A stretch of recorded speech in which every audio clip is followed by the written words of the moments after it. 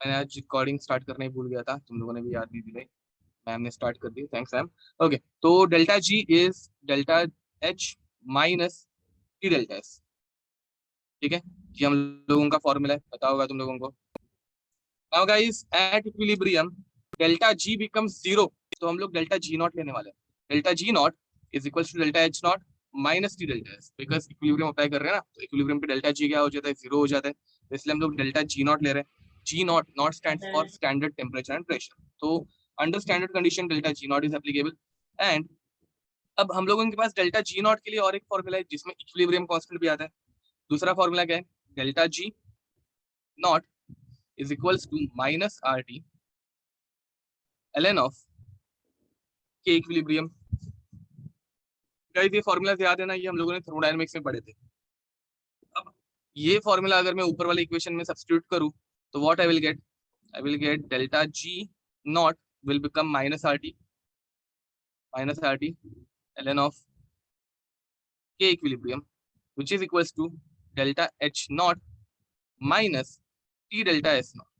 अब मुझे ज्यादा इंटरेस्ट इसमें, अभी हम लोग क्या निकालने वाले हैं, हम लोग इक्विलिब्रियम कांस्टेंट निकालने वाले हैं। अलग अलग टेम्परेचर पे इक्विलिब्रियम कांस्टेंट क्या होने वाला है वो हम लोगों को फाइंड आउट कर रहे हैं।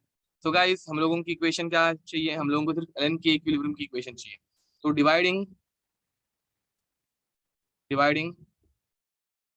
Bye minus R T.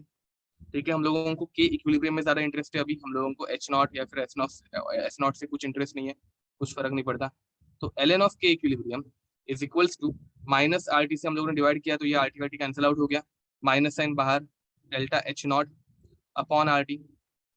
And यहाँ पे क्या हो जाएगा, माइनस साइन बाहर पहले से थी, minus of minus will become plus T delta S naught upon R T. अब टेम्परेचर टेम्परेचर कैंसिल आउट हो जाएगा and you will get ln of K equilibrium is equals to, पहले मैं प्लस पार्ट लिख रहा हूँ, delta S naught upon R minus delta H naught upon R T. Guys this is a very important formula, ठीक है, जो हम लोगों ने थर्मोडायनेमिक्स के ही फॉर्मूलाज को रीअरेंज करके बनाया है। अब अगेन इस क्वेश्चन को, इस फॉर्मूला के ऊपर क्वेश्चन आता है क्या, नहीं, हम लोगों को क्या निकालना है, हम लोगों को eight to different temperatures K1 और K2 की वैल्यू क्या होगी, या फिर अगर हम लोगों को K1 दिया है तो सेकंड टेम्परेचर पे K2 क्या बनेगा वो निकालना है। ठीक है, so from this we can derive that at temperature T1 ये इक्वेशन क्या बन जाएगी, ln of K1 temperature T1 पे K1 is equals to delta S naught upon R minus delta H naught upon R T1। देखो जो equation हम लोगों ने ड्राइव की थी उसमें मैंने T1 पे K1 की वैल्यू पुट की, and at temperature T2 what I will get, ln of K2 is equals to delta S naught upon R minus delta H naught upon R T2। Getting it guys, यहाँ तक किसी कुछ problem? देखो derivation वैसे तो हम लोगों को कुछ काम की नहीं रहती, बट हम लोगों ने क्या किया, पहले हम लोगों ने गिब्स फ्री एनर्जी का फॉर्मूला लिया, उसमें हम लोगों ने गिब्स फ्री एनर्जी एंड के इक्विलिब्रियम इन दोनों का रिलेशनशिप पुट किया, थोड़ा सा रीअरेंज करके आरटी से डिवाइड करके हम लोगों ने ln ऑफ के इक्विलिब्रियम के लिए एक्सप्रेशन बनाई। Now in that expression we are putting values for two different temperature T1 and T2. So at T1 K equilibrium is K1 and at T2 K equilibrium is K2। ठीक है, यहाँ तक अभी हम लोगों ने कर लिया। Now we want to correlate these two equations। अब मुझे बताओ guys, usually correlate करते वक्त हम लोग क्या करते हैं? Let's assume this is equation number 1 and equation number 2। तो इन दोनों में हम लोगों को कोरिलेशन निकालना है, तो व्हाट विल डू, 1 और 2 के बीच में हम लोगों को कोरिलेट करना है, इक्वेट करना है इन दोनों को। तो व्हाट वी कैन डू, तो बताओ। आविष्कार करेक्ट बोल रहे हो? Anyone else? दो इक्वेशन को कोरिलेट करना होता है तो हम लोग क्या करते हैं, जो वो भी मेथड करेक्ट है, करेक्ट बोल रहे हो? Anything else?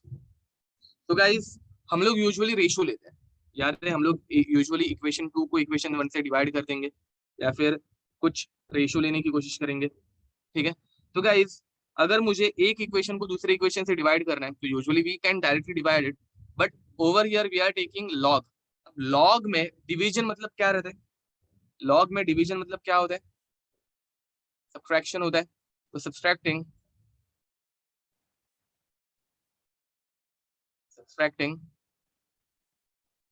इक्वेशन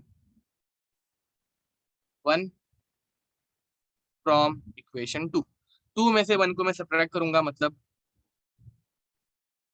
2 माइनस 1 करेंगे, इतना भी लिखता तो भी चल जाता। तो गाइस इक्वेशन 2 माइनस 1 अगर हम लोग कर रहे हैं तो what I will get, ln of k2, ln of k2 minus ln of k1, and k2 minus k1 will become k2 upon k1, which is equals to delta s naught upon r minus delta h naught upon r t2. This is second equation, minus delta s naught upon r minus delta h naught upon R t1। अब तुम लोगों को ये समझ में आ रहा है ना कि this is plus this is minus, तो ये प्लस और ये माइनस सेम टर्म है, कैंसिल आउट हो जाएंगे। ये जब माइनस ब्रैकेट ओपन होगा तो delta S naught upon R second term will become negative and first term is positive, तो प्लस माइनस कैंसिल आउट हो गए। अब ln of k2 upon k1 will become ln of k2 minus ln of k1 will become ln of k2 upon k1, which is equals to, अब guys ये minus और ये minus plus हो जाएंगे, तो मैं प्लस टर्म पहले लिख रहा हूँ, delta H naught upon R t1 minus delta H naught upon R t2।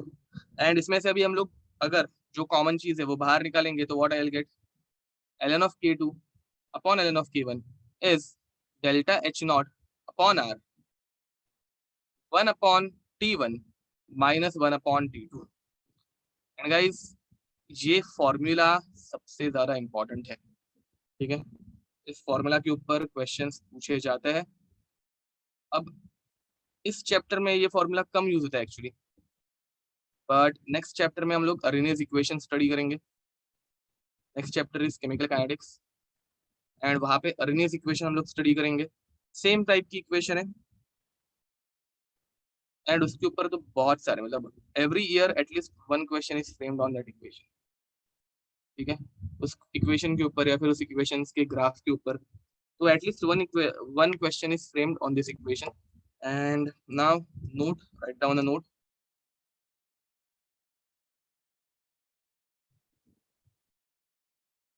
above equation can be applied for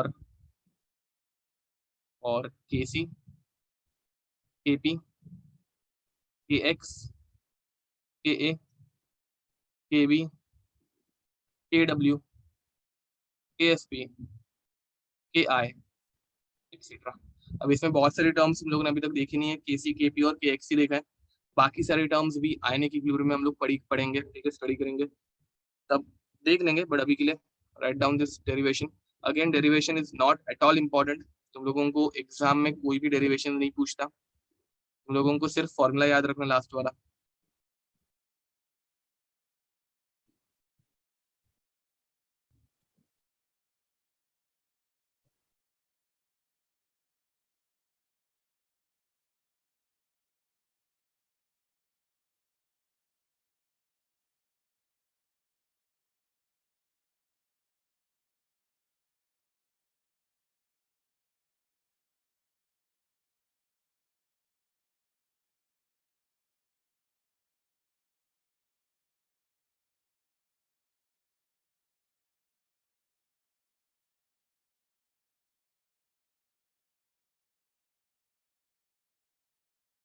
इसके ऊपर एक क्वेश्चन ले,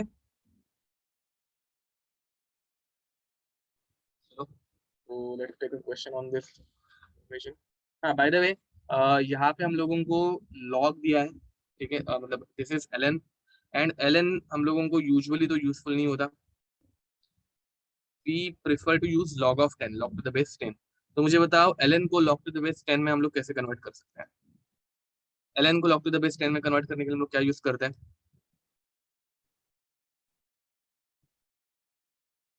ln of x, yep, multiplied by 2.303. Remember this, ln of x is nothing but 2.303 log to the base x. ठीक है, and we are more interested in this log to the base 10. तो हम लोग क्या करेंगे, यहाँ पे 2.303 से मल्टीप्लाई करेंगे तो you will gate 2.303 log of k2 upon k1 is equals to delta h naught upon r.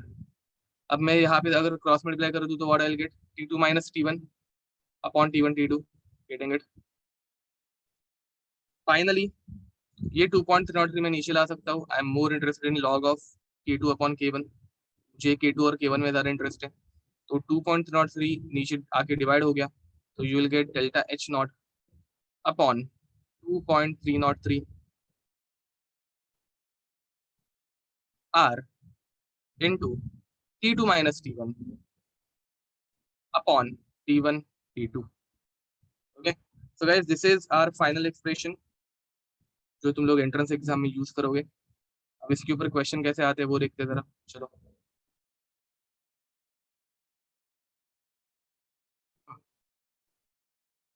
let's write down one question.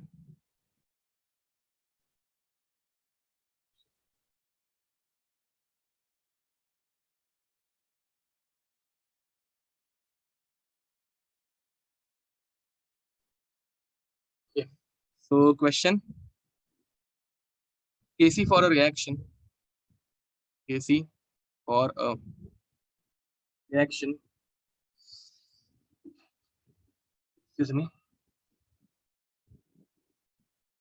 at 27 degrees Celsius, at 27 degree Celsius is 1.4 into 10 raised to minus 5 molar. If enthalpy of reaction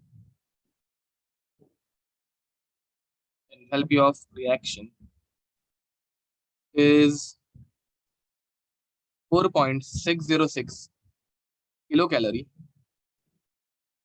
then calculate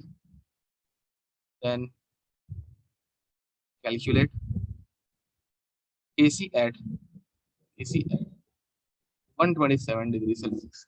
Okay, so guys, this is the equation. ठीक है, अब इसे हम लोग कैसे equate करेंगे, तो सबसे पहले गिवन लिख दो. अगेन तुम लोगों को गिवन डायरेक्ट समझ में आना चाहिए, बट अभी के लिए हम लोग एक एज ए फॉर्मेलिटी लिख रहे हैं. तो initial temperature T1 is 27 degree Celsius. On T1 या फिर at T1, K1 equilibrium constant is given as 1.4 into 10 raised to minus 5 molar.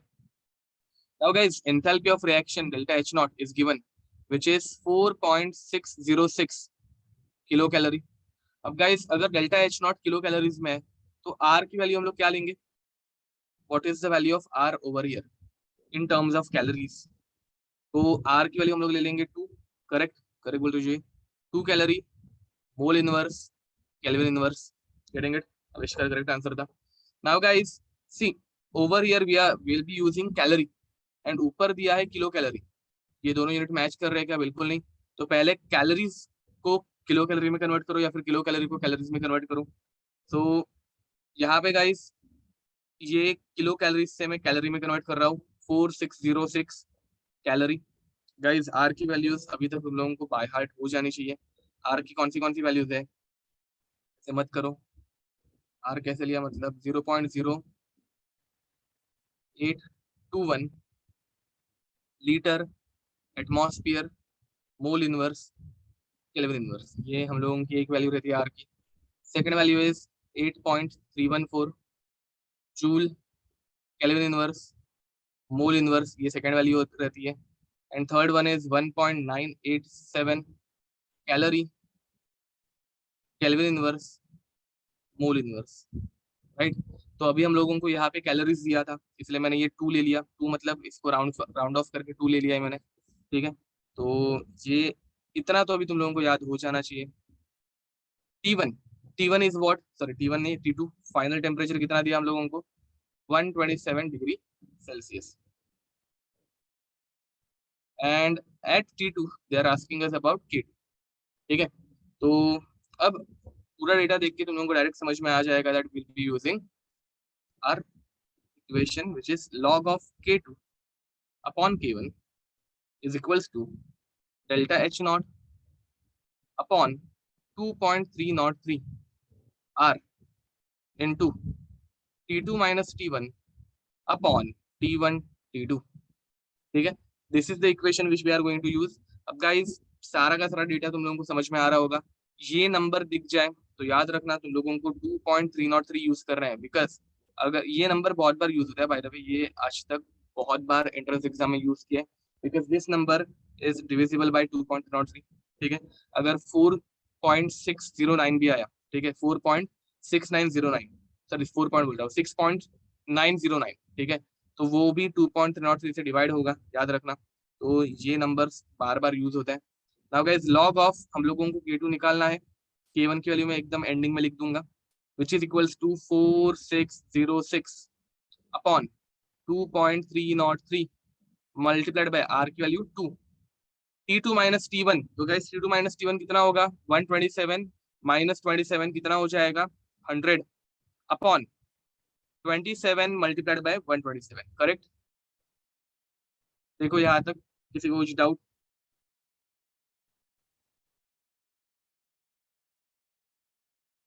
Till this point any doubt?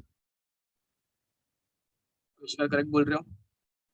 तो गाइज अगेन रिमेंबर दिस, हम लोग temperature जो है वो हमेशा, correct बोल रहे हो, हम लोग टेम्परेचर जो है वो हमेशा केल्विन में लेते हैं. तो ये कन्वर्ट करना मत भूलना, और इस क्वेश्चन में ये कन्वर्जन हम लोग करना भूल जाते हैं. वाई? बिकॉज गाइज 300 माइनस 400 या फिर 400 minus 300 is 100 and 127 minus 27 also gives 100. ठीक है, तो इस क्वेश्चन में हम लोग टेम्परेचर कन्वर्ट करना बहुत बार भूलते हैं, तो मेक श्योर तुम लोग ये ना भूलो. ठीक है, now we can cancel it. देखो 2.303 वन जा, ये हो जाएगा 1000 जा. ठीक है, अब यहाँ पे और क्या कैंसिलेशन हो रहा है, जीरोस कैंसिल आउट हो रहा है. ये 2 जीरो गए, ये 2 जीरो चले गए, ये दो, ये दो, 2 वन जा, 2 फाइव जा, तो हम लोगों को क्या मिल रहा है, 5 5. ओके सॉरी, वही मैं सोचू. हाँ, तो गाइज यहाँ पे 2000 आना चाहिए ना, मैं डायरेक्ट डिवीजन कर दिया था दोनों को मल्टीप्लाई करके, तो यहाँ पे ये 2000 आना चाहिए था. एंड देन 2 वन जा 1000 जा, than zero zero cancel out हो रहा है, एंड देन ये जीरो और ये जीरो, ये जीरो और ये जीरो. ठीक है, तो log of K2 upon K1 is equals to 10/12. ठीक है, 10/12 कितना हो जाएगा guys, 10/12 become 5/6. Are you getting it?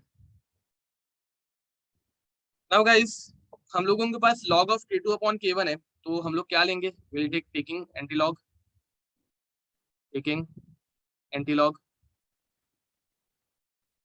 ठीक है, एंटीलॉग लेंगे तो लॉग और एंटीलॉग कैंसिल आउट हो गए. लॉग और एंटीलॉग कैंसिल आउट होने के बाद you will get K2 upon K1 is equals to.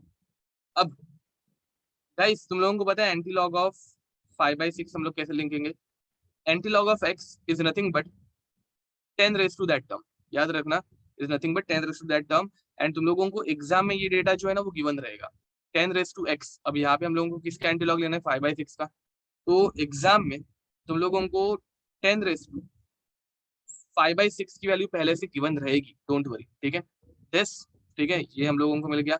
अब हम लोगों को K2 निकालना था, तो K2 will become 10 raise to 5/6 multiplied by K1. अब K1 की वैल्यू हम लोगों को पहले से दी थी, K1 is 1.4 into 10 raised to minus 5 molar. And guys this is your answer.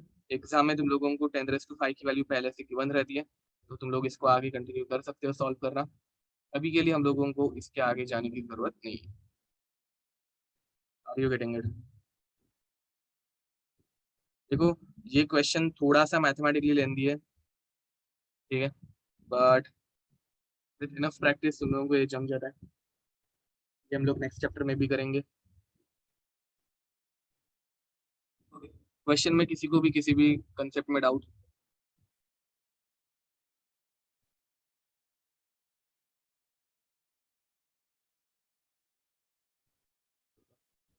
चलो ऐसे टाइप का एक और एक सिंपल क्वेश्चन दूं क्या, जो तुम लोग बाद में सॉल्व करोगे, या फिर अभी भी सॉल्व कर सकते हो यू वांट टू। ठीक है, तो let's take one question.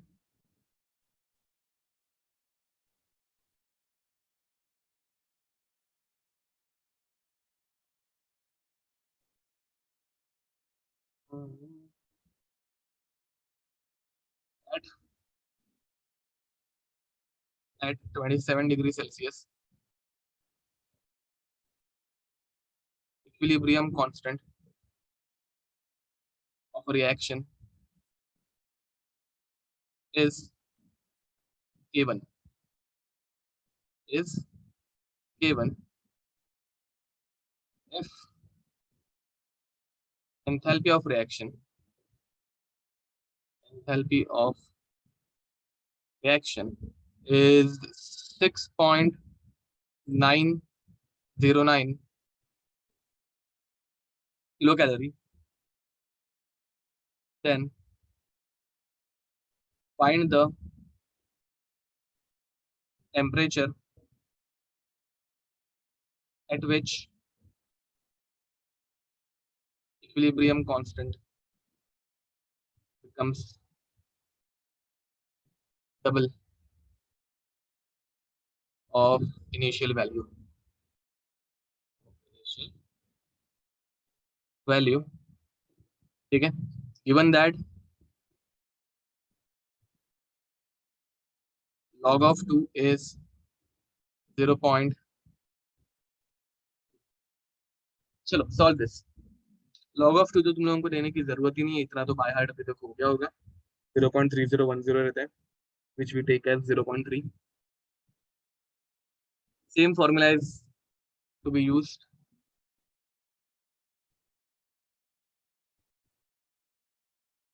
Bye the way यहाँ पे क्रॉस मल्टीप्लिकेशन मत करना, यहाँ पे ये वाला फॉर्मूला अप्लाई करना, log of k2 upon k1 is equals to delta h naught upon 2.303 r 1 upon t1 minus 1 upon t2।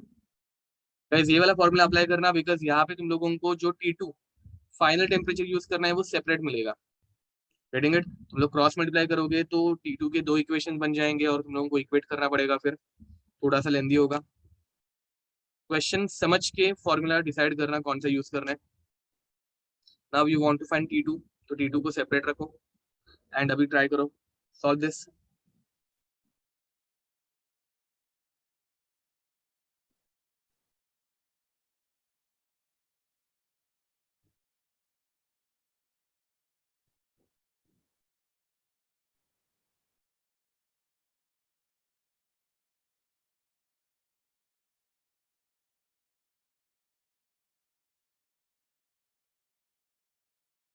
Temperature kelvin में लेना है, भूलना मत। एटलीस्ट गिवन लिख दो, चलो सब जन एटलीस्ट गिवन लिखो।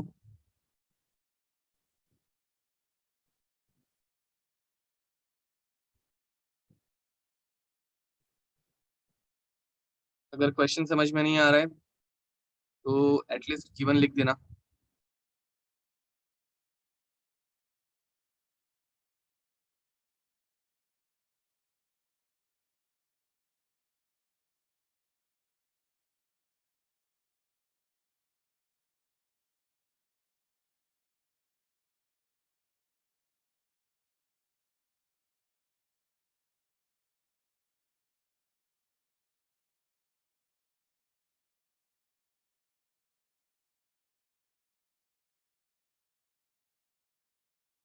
यस, तो guys I don't know the answer, मतलब मैंने ये अभी on the spot he question बनाया है तो मुझे भी आंसर नहीं पता, बट चलो देखते हैं। तो first of all guys, T1 पे टेम्परेचर दिया है 27 degree Celsius, make sure you convert it into 300 kelvin. के इक्विलिब्रियम जो है वो तुम लोगों को K1 दे दिया है, ठीक है। T1 पे K1 इज K1, ज्यादा कुछ चेंज नहीं है। अब डेल्टा एच नॉट जो है वो तुम लोगों को देके रखा है 6.09, sorry 6.909 kilo calorie. Again you will have to convert it into 6909 calorie, kilo calorie को कैलोरी में कन्वर्ट कर दिया। आर की वैल्यू 2, कैलोरी पर मोल पर केल्विन। T2 जो है वो तुम लोगों को फाइंड आउट करने बोला है, एंड T2 पे K2 जो है वो डबल ऑफ इनिशियल वैल्यू, मतलब 2 times K1। Are you getting it? यहाँ पे हम लोगों को इसे डबल करना पड़ेगा। Okay, so guys now how can we solve it? Log of K2 upon K1 is equals to, तो log of K2 upon K1 में डायरेक्ट वैल्यूज पुट कर रहा हूँ। K2 is 2 times K1 upon K1, समझ में आ रहा है? Which is equals to delta H naught is 6909 upon 2.303 multiplied by 2 into अब 1 upon 300 minus 1 upon T2। And guys 1 upon T2 separate रखोगे तो आंसर इजीली आएगा, नहीं तो तुम लोगों को इक्वेट करना पड़ेगा, क्वाड्रेटिक इक्वेशन बन सकती है। ठीक है, तो अब यहाँ पे क्या होगा, K1 और K1 कैंसिल आउट हो गया, log of 2 is already given which is 0.3 which is equals to, अब यहाँ पे थोड़ा सा और डिवीजन कर लेते हैं, दिस 1 जा एंड दिस 3000 जा। Are you getting it?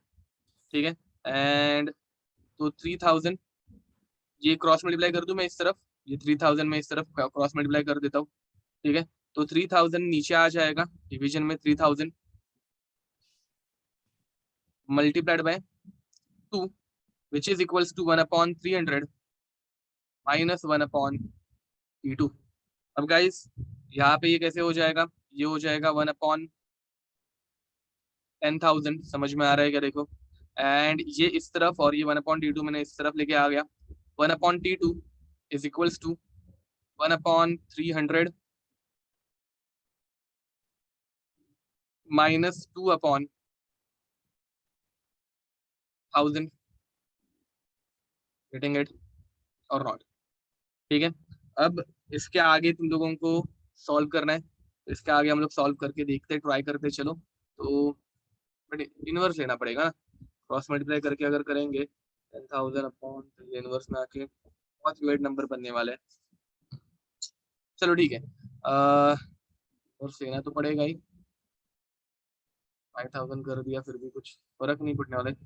जैसे सिंपलर फॉर्मूला मुझे सूझ रहा नहीं है, 5,000 1 अपॉन 5,000, तो चलो ठीक है डायरेक्ट कर देते हैं। तो 1 upon T2 is equals to 5,000 minus 300 divided by 15, इनके बाद कितने बचेंगे जीरोस, 1 2 3 4 5। ठीक है, and then you will flip it, तो T2 विल बिकम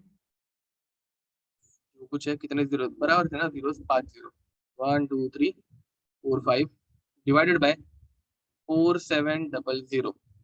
ये जीरो और ये जीरो कैंसिल, ये जीरो और ये zero cancel, and someone has already send me answer, तो मैं अभी कॉपी करने वाला हूँ, विच इज 319 केल्विन। ठीक है, which is 319 kelvin. Getting it? देखो इसमें कैलकुलेशन थोड़े से लेंदी और थोड़े से डिफिकल्ट लग सकते हैं, बट एक बार अगर प्रैक्टिस हो जाए तो इट इज क्वाइट इजी। ठीक है, थोड़ा सा फॉर्मूला टीडीएस है थोड़ा सा, बट इसके ऊपर क्वेश्चन पूछे जाते हैं तो you should better practice it. इसके जितने हो सके उतने क्वेश्चन सॉल्व करना।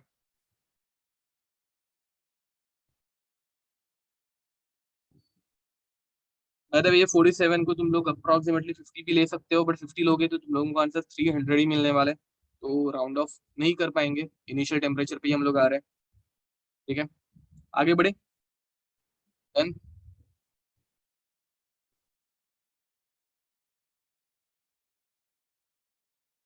नेक्स्ट, तो फैक्टर्स अफेक्टिंग में फर्स्ट हम लोगों ने टेम्परेचर देख लिया, now second is stoichiometric coefficient. Stoichiometric coefficient, and guys even this is very very important. तुम लोगों को याद होगा मैं इस चैप्टर में पहले वाले फर्स्ट लेक्चर में मैंने वेरी वेरी इंपॉर्टेंट क्या लिख के दिया था, केसी और केपी का रिलेशनशिप। ठीक है, that KC is equals to KP raise to R, sorry KP is equals to KC into RT raise to delta N G. ठीक है, अब यहाँ पे हम लोगों ने जो फर्स्ट फॉर्मूला देखा वो एंड स्टोइकोमेट्रिक कोएफिशिएंट्स। ठीक है, तो relationship between stoichiometric coefficient and equilibrium constant. तो फर्स्ट हम लोग इसमें देखने वाले हैं पार्ट ए, रिवर्स रिएक्शन। अगर हम लोगों ने रिएक्शन रिवर्स की तो इक्विलिब्रियम कांस्टेंट के ऊपर क्या फर्क पड़ता है। तो let's assume I have reaction A giving me B. अब इसके लिए मैं इक्विलिब्रियम कांस्टेंट कैसे लिखूंगा गाइस?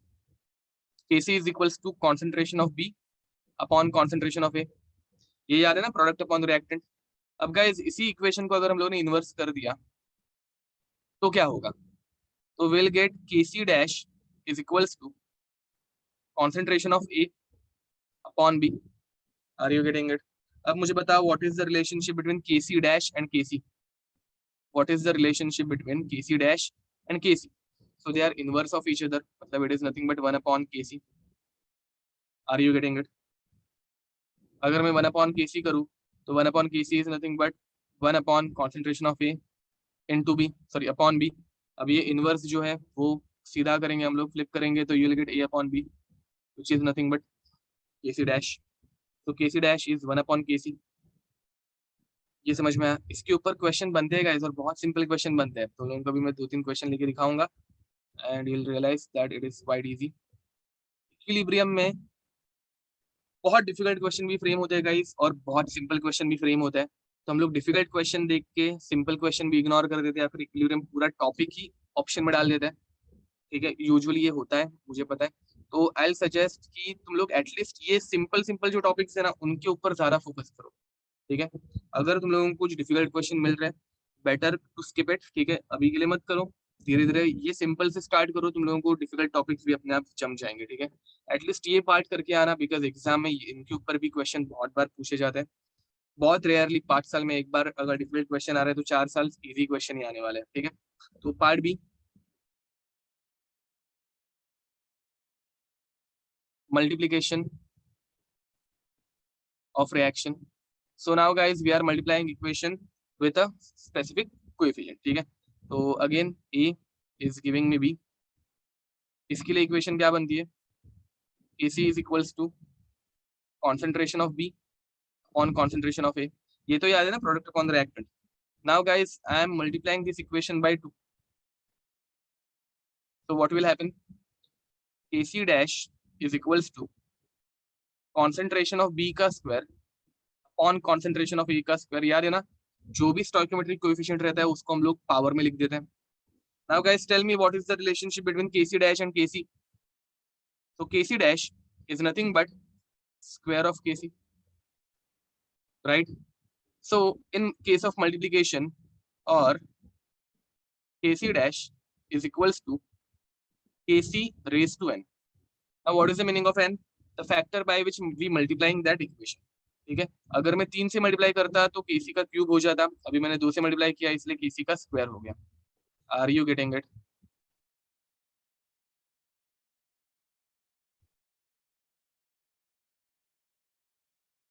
ओके, एंड एक लास्ट चीज जो हम लोगों को पता रहनी चाहिए, एडिशन ऑफ रिएक्शन।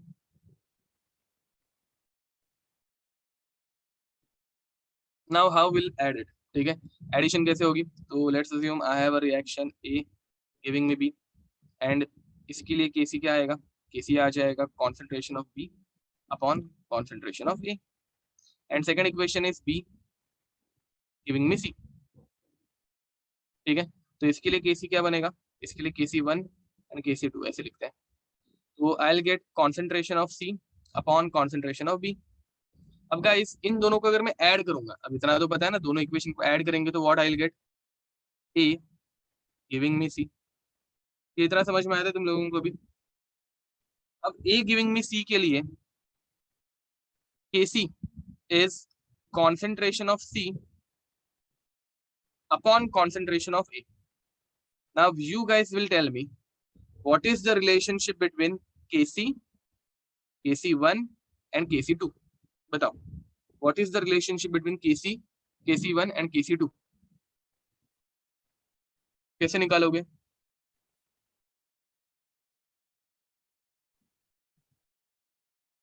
चलो इतना तो इजीली आ जाएगा। What is the relationship between Kc, Kc1 and Kc2?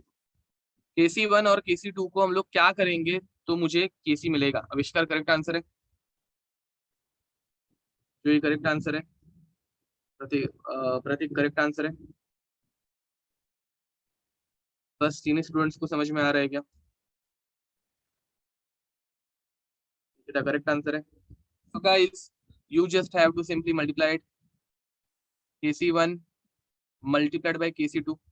देखो जब हम लोग मल्टीप्लिकेशन करेंगे, का करेक्ट आंसर है, तो you will gate B upon A multiplied by concentration of C upon A। समझ में आ रहा है? KC1 KC2 मल्टीप्लिकेशन करने के बाद B, यहाँ पे C अपॉन B है ना, B और B दोनों कैंसिल आउट हो जाएंगे। दोनों कैंसिल आउट होने के बाद you will get concentration of C upon concentration of A। That's it, as easy as that. ठीक है, तो right it down.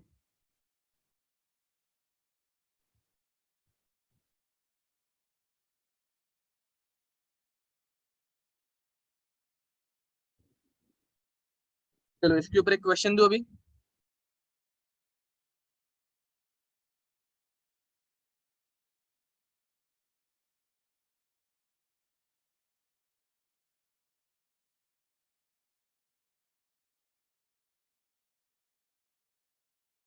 Question is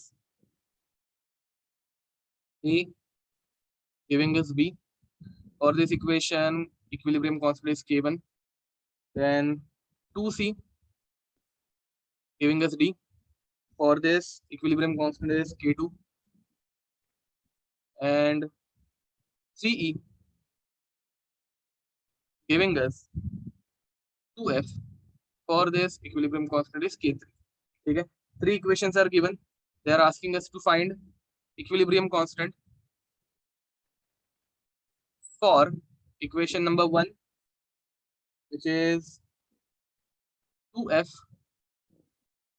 giving me 3E. Equation number 2, which is 3E plus 2D giving us 2F plus 4C. Equation number 3, which is 3A plus 2C plus 4F giving us 3B plus D plus 6। ठीक है, so guys these are the equations. मैं पहले 2 solve करके दिखाऊंगा, उसके बाद तुम लोग third which is the toughest one वो सॉल्व करोगे। तो गाइस फर्स्ट वाले में हम लोगों ने क्या किया? First equation is 2F giving us 3। First equation में हम लोगों ने थर्ड इक्वेशन को रिवर्स कर दिया है। अब मुझे बताओ गाइस, हम लोग जब इक्वेशन को रिवर्स करते हैं तो उसके इक्विलिब्रियम कांस्टेंट की वैल्यू क्या बन जाती है? इक्वेशन को रिवर्स करना मतलब इक्विलिब्रियम कांस्टेंट बन जाता है इनवर्स। हम लोगों ने फर्स्ट रूल देखा था, correct? Is it clear? Just inverse करना है। अब गाइस सेकंड इक्वेशन देखो, सेकंड इक्वेशन बनानी है अगर मुझे, तो सेकंड इक्वेशन में मुझे 3E चाहिए। थर्मोडायनेमिक्स पढ़ा है सबने, थर्मोडायनेमिक्स में हम लोगों ने कैसे किया था? 3E चाहिए। तो 3E वाली इक्वेशन कौन सी है? थर्ड इक्वेशन है। तो 3E वाली इक्वेशन जैसी है वैसे के वैसे लिख दो, तो you will gate 3E giving us 2F। And हम लोगों ने इक्वेशन जैसी है वैसी ही लिख दी, तो यहाँ पे इक्विलिब्रियम कांस्टेंट में कुछ भी चेंज नहीं आएगा, इट विल रिमेन K3। अब गाइस सेकंड देखो, हम लोगों ने क्या किया? We require 2D। अब गाइस 2D अगर चाहिए तो D तो इस तरफ है, मुझे क्या करना पड़ेगा? इक्वेशन को रिवर्स करना पड़ेगा। इक्वेशन को अगर मैं रिवर्स कर रहा हूँ, K2 को मैं अगर रिवर्स कर रहा हूँ, तो ये 1/K2 बन जाएगा। तो second equation is D giving us 2C, but मुझे 2D चाहिए। तो गाइस 2D अगर चाहिए तो मैं D को 2 से मल्टीप्लाई करूंगा and 2C will become 4C। देखो इस इक्वेशन को हम लोगों ने क्या किया? इस इक्वेशन को हम लोगों ने reverse and then multiplied by 2 किया। तो रिवर्स करने की वजह से K2 जो है वो 1/K2 बन जाएगा। रिवर्स करने की वजह से K2 will become 1/K2। And guys 2 से मल्टीप्लाई करने की वजह से मल्टीप्लिकेशन जब करते हैं तो जो मल्टीप्लाइड टर्म है वो उसके पावर में चली जाती है। ये फॉलो हुआ क्या? देखो, is it clear? Guys finally we want to add this two, finally we just want to add this two. अब बहुत सी बार मतलब तुम लोगों से भी अभी मिस्टेक होगी, एक्सप्लेन करने के बाद भी मिस्टेक होगी, बिकॉज अभी तक इसकी प्रैक्टिस अच्छे से हुई नहीं है ज़्यादा। तो गाइस हम लोगों को थर्मोडायनेमिक्स में आदत, इक्वेशन को ऐड कर दिया, तो इन दोनों चीज़ों को भी हम लोग ऐड कर देते यार। थर्मोडायनेमिक्स में हम लोग क्या करते थे, इक्वेशन ऐड हो रही है तो इन दोनों को ऐड करते थे, बट यहाँ पे इक्वेशन को ऐड करने के बाद इन दोनों को ऐड नहीं करना है, एडिशन के टाइम पे हम लोग क्या करेंगे, मल्टीप्लिकेशन करेंगे। तो final K equilibrium will become K3 multiplied by 1 upon K2 का square, which is nothing but K3 upon K2 का square. Are you are you getting it?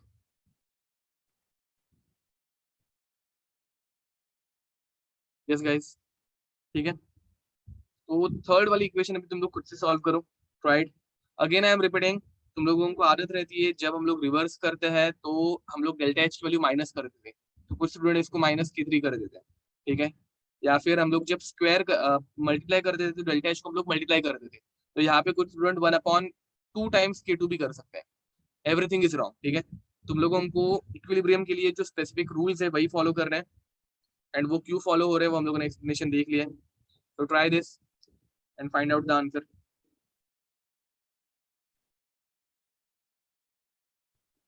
आविष्कार करेक्ट आंसर है। चलो थर्ड इक्वेशन सॉल्व करो। देखो this is the simplest kind of question from this chapter.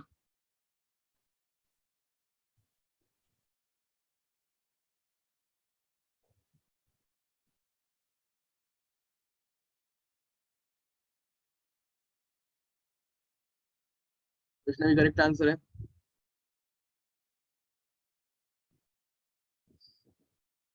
कितना correct answer है?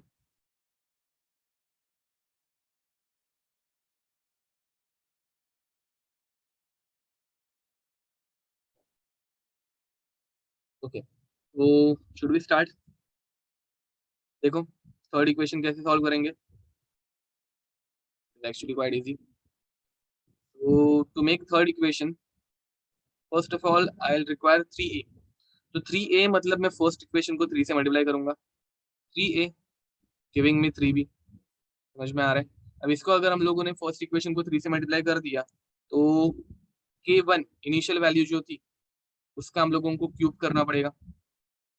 Then guys second हम लोग क्या कर रहे हैं, 2c मतलब मुझे सेकंड इक्वेशन जैसी थी वैसी ही चाहिए, तो 2c giving me d, and second equation जैसी थी वैसे ही मैंने लिख दी। Now guys third equation 4f, मुझे 4f चाहिए, मतलब मैं क्या करूंगा, थर्ड इक्वेशन को f साइड, f को दूसरी तरफ लेके आ जाऊंगा, but at the same time I have to multiply it by 2 because 4f is there. So 4f giving me 6e multiplied by 2 कर दिया, एंड रिवर्स करने की वजह से ये 1/K3 हो जाता है, इनवर्स आता है, एंड मल्टीप्लाइड बाय 2 करने की वजह से इसका स्क्वायर करना पड़ेगा। Now guys finally if you will add all of this, तुम लोगों ने अगर इन सबको ऐड कर दिया तब जाके हम लोगों को फाइनल इक्वेशन मिलेगी, and final equation is 3a plus 2c plus 4f giving us 6e. So for this you will have to add all of them, k1 का cube multiplied by k2 and divided by k3 का square. Any problem? See over here you just have to follow those rules which we have written, ठीक है। Again कुछ लोगों ने यहाँ पे plus कर दिया है इन दोनों का एडिशन, तो ऐसे मत करना, थर्मोडायनेमिक्स में लोग ऐड करते थे, यहाँ पे हम लोग मल्टीप्लाई करते हैं। ओके गाइस,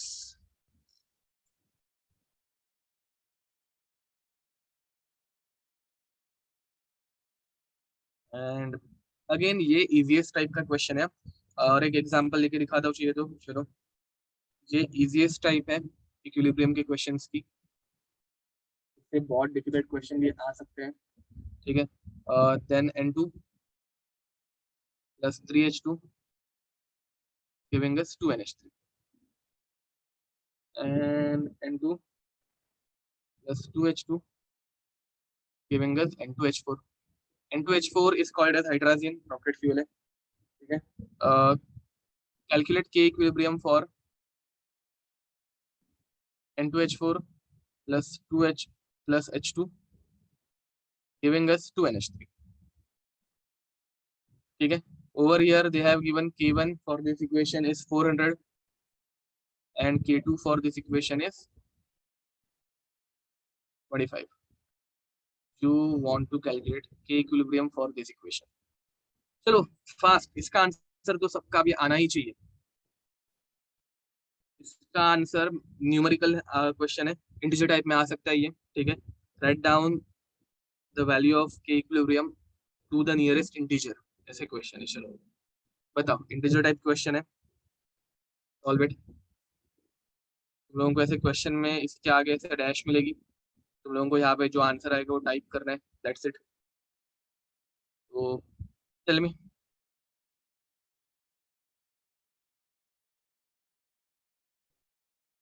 आविष्कार करेक्ट आंसर है.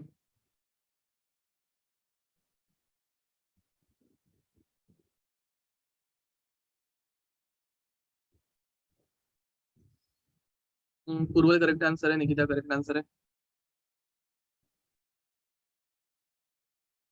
गार्गी अथर्व करेक्ट आंसर है. वैष्णवी प्रतीक करेक्ट आंसर है.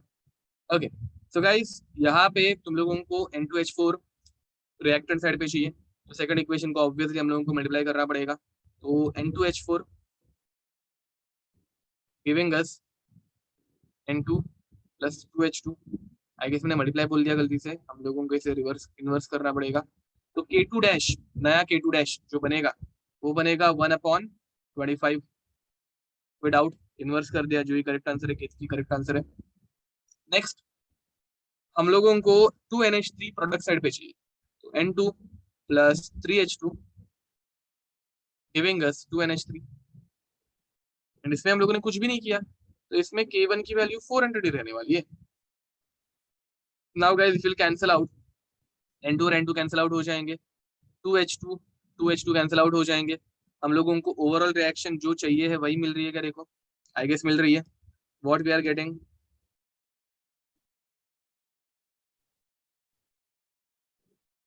N2H4 plus H2 giving us 2NH3, वही मिल गई. तो अब यहाँ पे भी मिस्टेक होती है गाइस बहुत बार, तुम लोगों को एडिशन करने की आदत रहती है, तो तुम लोग एडिशन कर सकते हो, बट हम लोगों को क्या करना है, यहाँ पे मल्टीप्लीकेशन करना है. तो मल्टीप्लीकेशन क्या होगा, 1/25 multiplied by 400, 25 sorry 400 multiplied divided by 25 becomes 16. This is your answer. तो इशाक इतने करेक्ट आंसर था, अभी देखा मैंने आपका answer. See, this is the easiest type.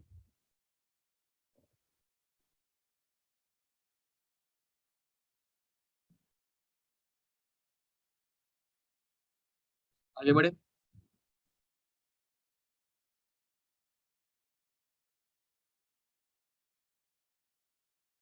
Now guys, next topic is application of equilibrium constant.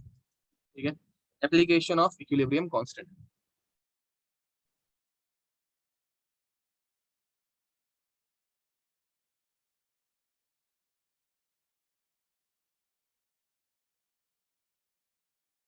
Okay, so we are going to learn about 3 application.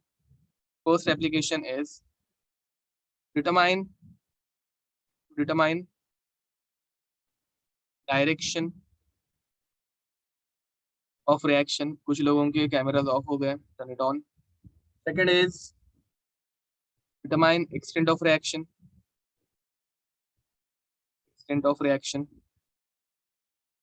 Third one is determine equilibrium concentration of reaction. ठीक है, तो unit guys तुम लोगों को अगर exam में पूछा होगा तो ही यूनिट लिखना, बट यहाँ पे यूनिट हम लोग खुद से फिगर आउट कर सकते हैं. कैसे करोगे, तो यूनिट कैसे निकालना है बताया था मैंने तुम लोगों को. यूनिट के लिए फॉर्मूला एक दिया था आई गेस मैंने. Unit is molarity raise to delta N G. ठीक है, तो कितने गैस मॉलिक्यूल्स है, देखो अमोनिया तो गैसियस स्टेट में रहता है. यहाँ पे एक्चुअली क्वेश्चन में स्टेट मेंशन नहीं थी इसलिए मैंने लिख के नहीं दी थी, बट ये सारी की सारी चीजें गैसियस फॉर्म में रहती हैं. तो ये सारी की सारी चीजें अगर गैसियस फॉर्म में है तो यहाँ पे 2 मोल्स, यहाँ पे भी 2 मोल, तो डेल्टा एन जी हो जाएगा 2 - 2 0, तो एनीथिंग रेज टू 0 यूनिट बन जाएगा 1, मतलब this quantity is unitless. Over here no unit is there. Getting it और नॉट? अगेन यूनिट जब पूछा जाए तो ही सोचना, अननेसेसरली सोचने की जरूरत नहीं है। एग्जाम में बहुत सी बार विदाउट यूनिट क्वेश्चन आते हैं एंड इंटीजर टाइप में तुम लोगों को आगे की तरफ यूनिट पहले से लिखा हुआ रहता है, नहीं लिखा होगा तो that is none of our concern. ठीक है, हम लोगों को सिर्फ आंसर निकालना है। Okay, so let's continue. First determine direction of reaction. Direction of reaction, तो रिएक्शन की हम लोगों को डायरेक्शन निकालनी है। और गाइस ये हम लोगों ने थर्मोडायनेमिक्स में पहले भी देखा था। अब थर्मोडायनेमिक्स में मैंने तुम लोगों को दो चीजें पढ़ाई थी। एक पढ़ाया था equilibrium constant,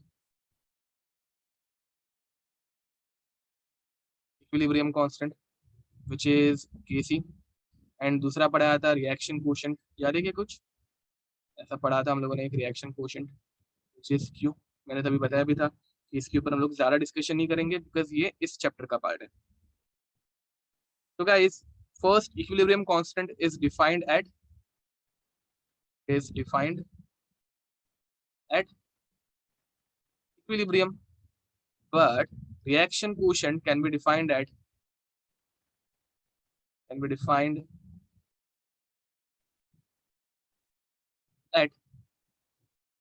any time in given reaction। ठीक है, अब equilibrium constant is constant and constant value, and this is a variable value। At equilibrium constant, concentration remains constant, because वहां पे आके रिएक्शन रुक जाती है। ठीक है, रुकती नहीं है बट फॉरवर्ड और बैकवर्ड का रेट सेम रहता है, तो concentration remains constant. But for reaction quotient concentration varies with time।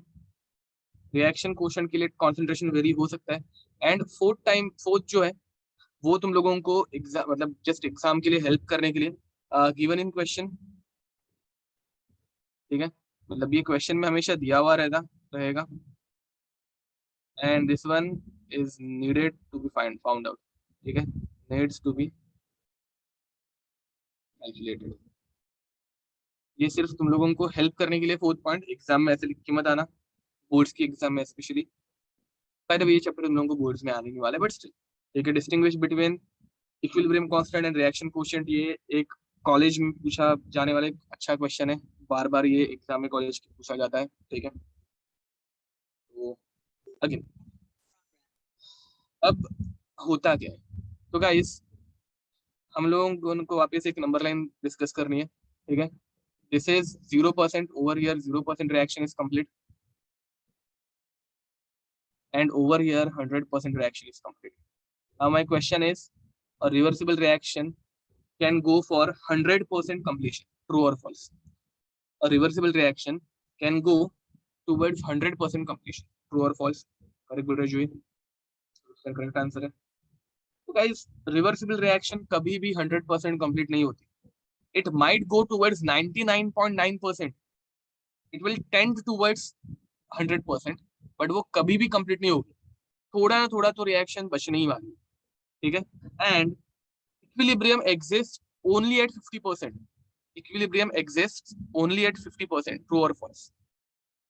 equilibrium exists only at 50%, true or false? Very good रेजुई, इसका करेक्ट आंसर है, कना का करेक्ट आंसर है। तो बताओ guys, equilibrium exist only at, Vaishnavi correct answer है, दोस्तों करेक्ट आंसर है। तो guys this is false. Equilibrium can exist at any temperature बोल रहा हूँ, it can exist at any point. ठीक है, वो 10% पे भी रह सकता है, वो 0.1% पे भी रह सकता है, वो 50 पे भी रह सकता है, वो 70 80, it can exist at any point. ठीक है, तो let's assume this is our equilibrium. यहाँ पे किधर इक्विलिब्रियम है, मिड पॉइंट पे रहना है, कंपलसरी नहीं है।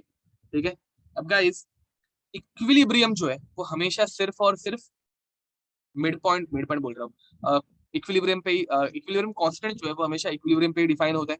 ठीक है, एंड हम लोगों ने के इक्विलिब्रियम के लिए इक्वेशन क्या बनाई थी, K equilibrium is nothing but concentration of C raise to C into concentration of D raised to D upon concentration of A raised to A and concentration of B raised to B. ठीक है, and same equation हम लोग Q के लिए भी define करते हैं, concentration of C raised to C D raised to D A raised to A and B raised to B. But the only difference is that equilibrium constant ये सिर्फ equilibrium पे ही डिफाइन होगा, but हमारा Q जो है वो इस पूरे नंबर लाइन में किधर भी रह सकता है. तो गाइस समझ लो कि हम लोगों ने एक किसी स्पेसिफिक टाइम पे Q निकाला, रिएक्शन कोएफिशिएंट निकाला, and it is less than के इक्विलिब्रियम. तो ऑब्वियस है रिएक्शन इक्विलिब्रियम की तरफ भागने की कोशिश करेगी. तो मुझे बताओ this reaction is going moving in which direction, this reaction is moving in which direction, equilibrium की तरफ जा रही है, मतलब 100% की तरफ जा रही है, तो it is moving in forward direction, correct. And if value of Q is greater than K equilibrium, तो now it will again start moving towards K equilibrium, and ये अभी पीछे जाएगी, जीरो की तरफ भागना स्टार्ट होगी, जीरो की तरफ जा रही है मतलब बैकवर्ड डायरेक्शन, करेक्ट बोल रहे हो, backward direction. And it can also exist at this mid point. अब यहाँ पे ये क्या करेगी, ये आगे भी नहीं जाएगी पीछे भी नहीं जाएगी, because it has reached equilibrium. ठीक है, तो guys how you will write it down, तो when value of Q is less than K equilibrium, reaction moves in forward direction. When value of Q is greater than K equilibrium, reaction moves in backward direction. When value of Q is equals to K equilibrium, reaction moves in no direction, मतलब it is at equilibrium. ठीक है, reaction is at equilibrium. ठीक है, हाँ. अब ये बाकी सब कैसे, मतलब इसके ऊपर क्वेश्चन कैसे फ्रेम होते हैं वो समझ में आने के बाद लोगों को पता चलेगा कि Q कैसे निकाला जाता है. डोंट वरी,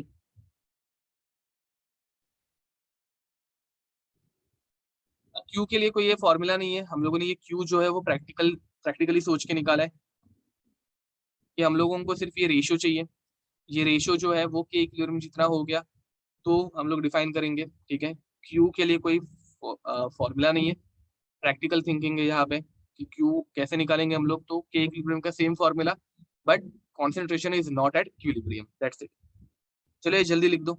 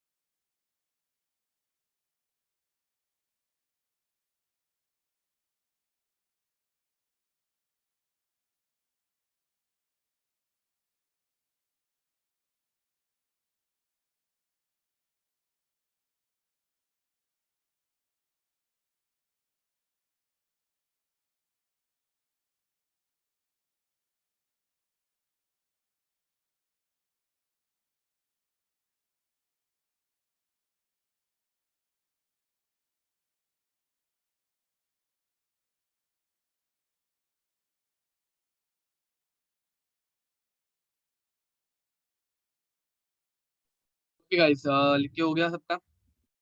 चलो तो आगे बढ़ते हैं. Now next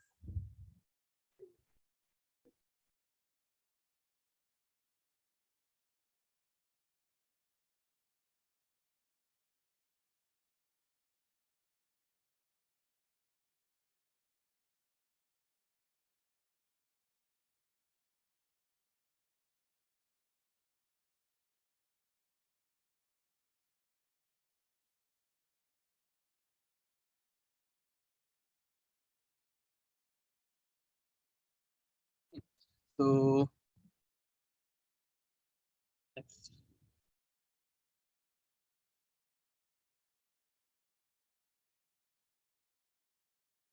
let's take one question. Questions are quite easy. Again, this is an important type and questions इसके ऊपर भी बहुत easy फ्रेम होते हैं. ठीक है, तो question is N2O4 gas giving us 2NO2 gas. ठीक है, and Kp for this equation is 80 atm at 40 degree Celsius. Guys यहाँ पे टेम्परेचर का कुछ यूज नहीं होता.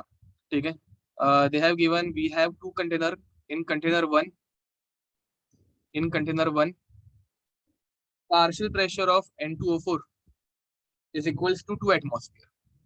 एक कंटेनर में partial pressure of N2O2 is 2 atmosphere and NO2 is 20 atmosphere. And in container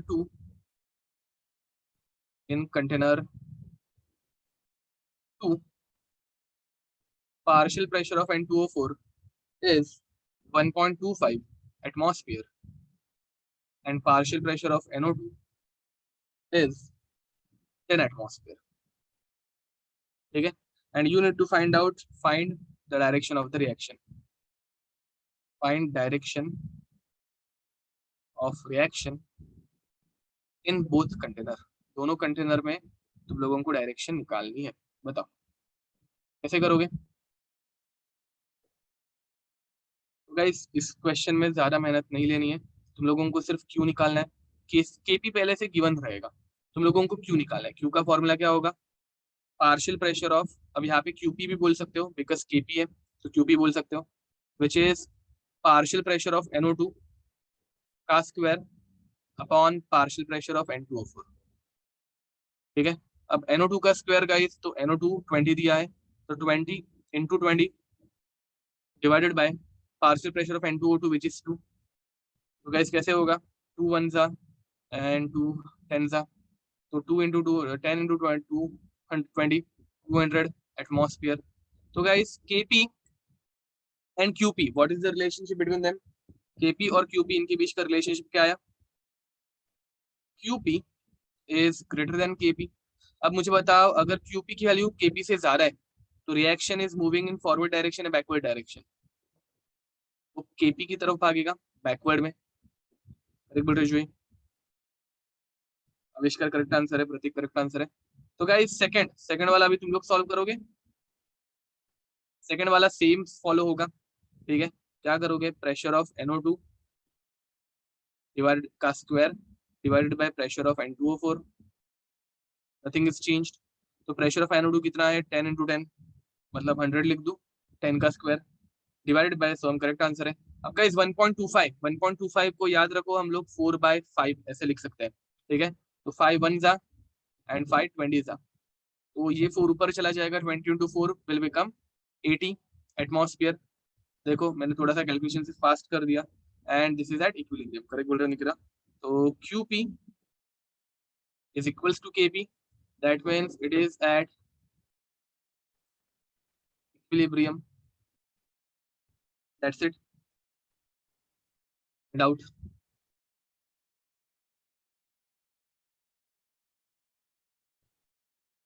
question कैसे सॉल्व कर रहे हैं समझ में आ रहा है?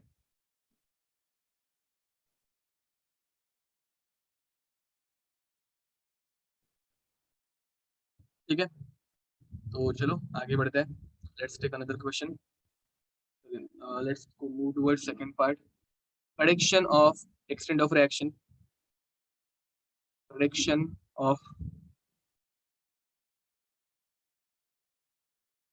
extent of reaction.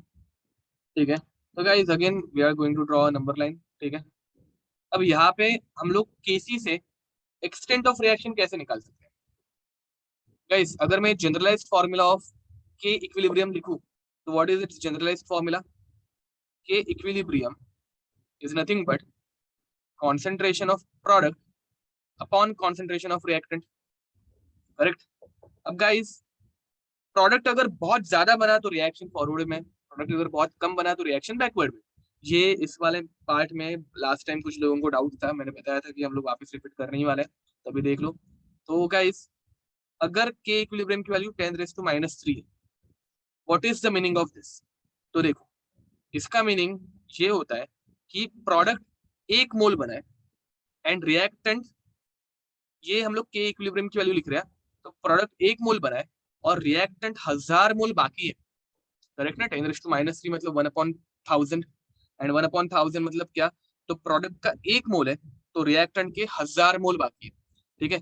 अब मुझे बताओ रिएक्टेंट के इतने 1000 मोल बाकी है, इसका मतलब क्या? तो तुम लोगों ने एक रिएक्टेंट लिया था जो प्रोडक्ट में कन्वर्ट होने वाला था, तुम लोगों ने 1001 मोल रिएक्टेंट के लिए थे, जिसमें से इक्विलिब्रियम पे 1000 मोल अभी भी बाकी है और सिर्फ एक ही मोल प्रोडक्ट बना है। मुझे बताओ 1001 मोल्स में से अगर सिर्फ एक ही मोल प्रोडक्ट बना तो reaction is moving in forward direction या it is staying in backward direction only? क्या लगता है यहाँ पे रिएक्शन फॉरवर्ड में जा रही है या नहीं जा रही है? 1001 मॉलिक्यूल्स रिएक्टेंट में से सिर्फ एक ही प्रोडक्ट बन रहा है तो रिएक्शन बैकवर्ड में नहीं जा रही। परफेक्ट। तो गाइज याद रखो this reaction is not complete at all, ठीक है। तो over here reaction stays in backward direction or else reaction is not started at all, ऐसे भी हम लोग assume कर सकते हैं। एंड गाइस यहाँ पे 10⁻³ इस पॉइंट पे क्या होगा? इस पॉइंट पे प्रोडक्ट जो है वो 1000 है अपॉन रिएक्टेंट 1000 मतलब 10⁻³, तो 1001 रिएक्टेंट में से 1001 रिएक्टेंट में से 1000 रिएक्टेंट प्रोडक्ट में कन्वर्ट हो गए, 1001 रिएक्टेंट में से 1000 रिएक्टेंट प्रोडक्ट में कन्वर्ट हो गए और सिर्फ एक रिएक्टेंट बच गया। तो गाइज मुझे बताओ reaction is almost complete, reaction is almost complete, या फिर तुम लोग ऐसे भी लिख सकते हो rate of reaction over here is less than 1% complete and rate of reaction, ये जस्ट का एक क्वांटिटी है, मतलब एक रैंडम वैल्यू में दे रहा हूँ, ऑलमोस्ट 99% कंप्लीट। अगर 10⁻³ से ज्यादा हो गया तो रिएक्शन हमेशा ऑलमोस्ट 99% कंप्लीट होती ही है, ठीक है।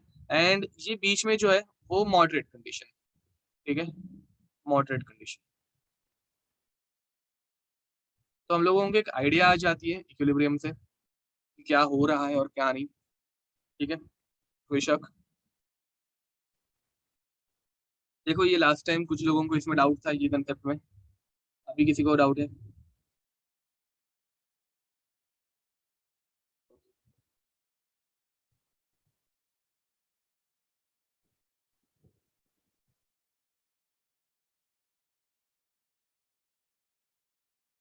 चलो गाइस आगे बढ़े। Next is third one is, इसके ऊपर क्वेश्चन फ्रेम नहीं होता, ये सेकंड कंसेप्ट के ऊपर क्वेश्चन फ्रेम नहीं होते, it just gives us a idea, ठीक है। Second is calculation of equilibrium constant, calculation of equilibrium constant. Equilibrium constant की हम लोगों को वैल्यूज फाइंड आउट करनी है, तो वो कैसे करेंगे, ठीक है। तो ये हम लोग डायरेक्ट क्वेश्चन के फॉर्मेट में ही देखने वाले हैं, तो लोगों को ऐसे मतलब इसमें कुछ एक्सप्लेन करने जैसा है नहीं, हम लोगों ने सब कुछ देख लिया पहले से, अभी सिर्फ हम लोग क्वेश्चन सॉल्व करेंगे। वो let's take one question 2A, gas giving us E gas plus C gas. Kc for this equation is given as 100, ठीक है। above equation, above reaction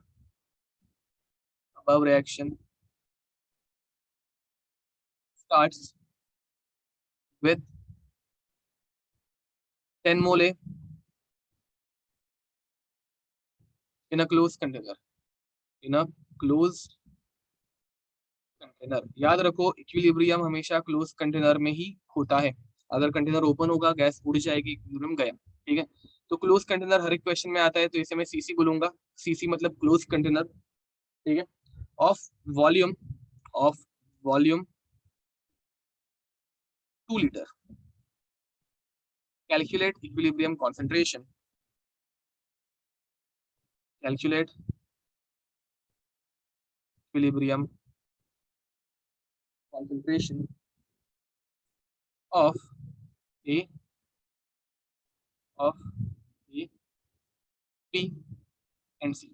guys तुम लोगों को अगर मूल कंसेप्ट के थोड़े से कंसेप्ट याद रहेंगे, तुम लोग अगर लेक्चर में बैठे रहोगे मेरे, तो मैंने तुम लोगों को तभी पढ़ाया था। For example if this reaction is there,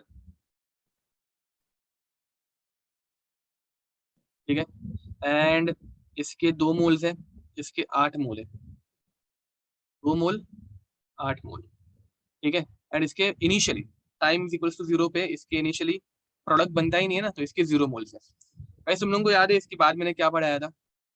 जब रिएक्शन एंड होती है तो हम लोग क्या करते हैं? 2 minus x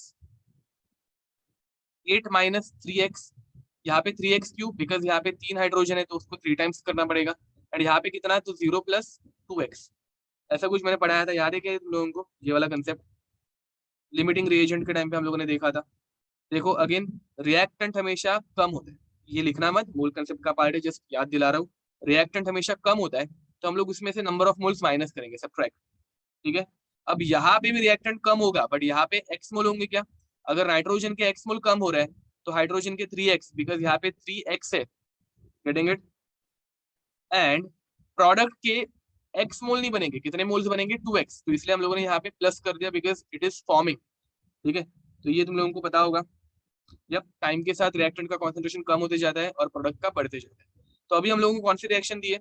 right now they have given 2A gas giving us B gas plus C gas. अब guys when time is equals to 0, when time is equals to 0, हम लोगों को A के मोल्स दिए कितने? 10 mole. Reaction starts with 10 mole of A, B के 0 mole, C के 0 mole. Now guys you tell me, हम लोगों को केसी निकालते वक्त, हम लोगों को गिवन में केसी दिया है ना, तो केसी में हम लोग नंबर ऑफ मोल्स यूज करते हैं क्या? केसी में हम लोग नंबर ऑफ मोल्स यूज करते हैं क्या?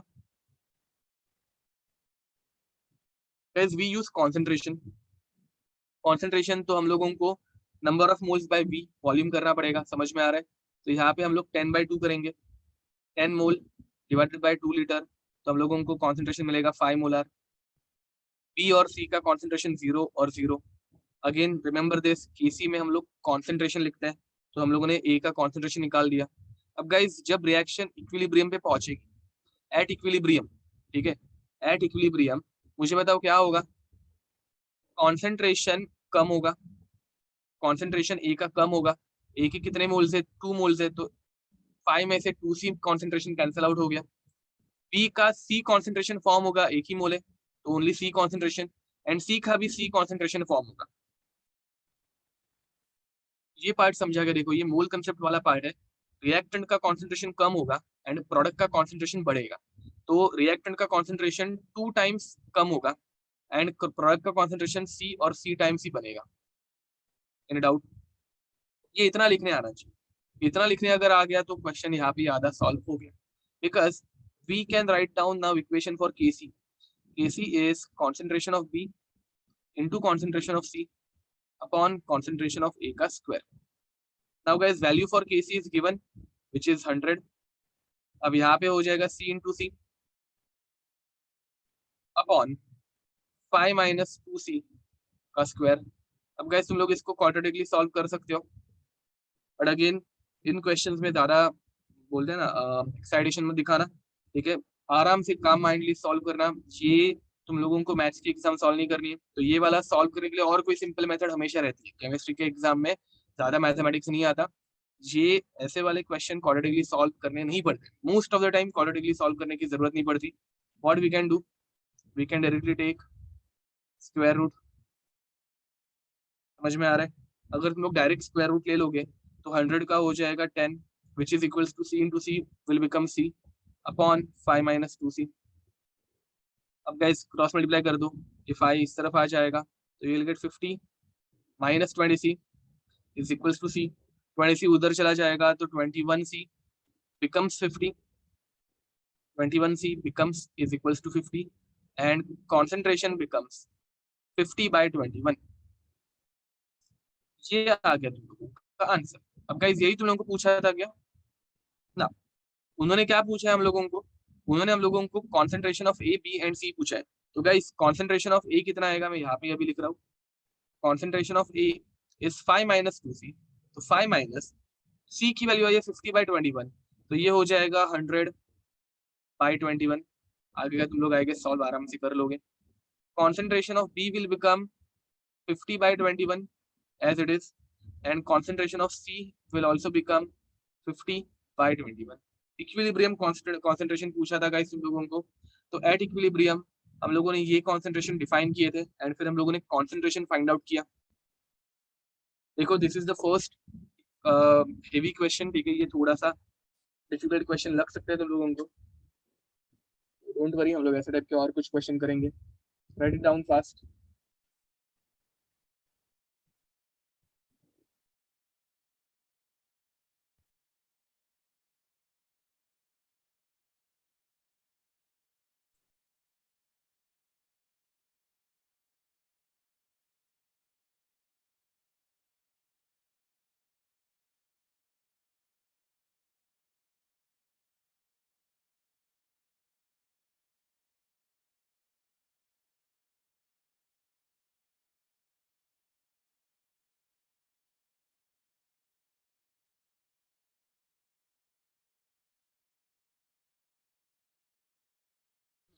Okay guys done.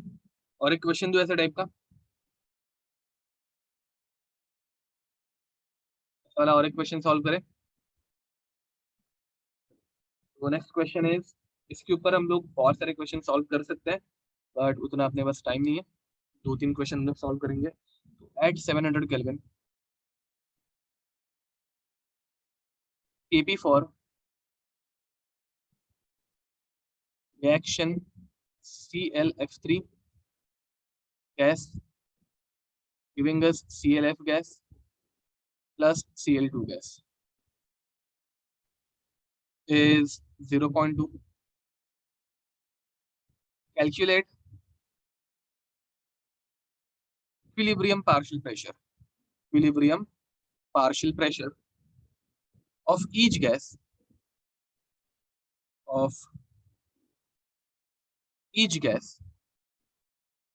if only ClF3 gas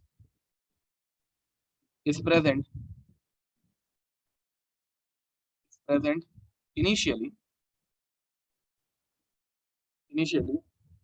at partial pressure of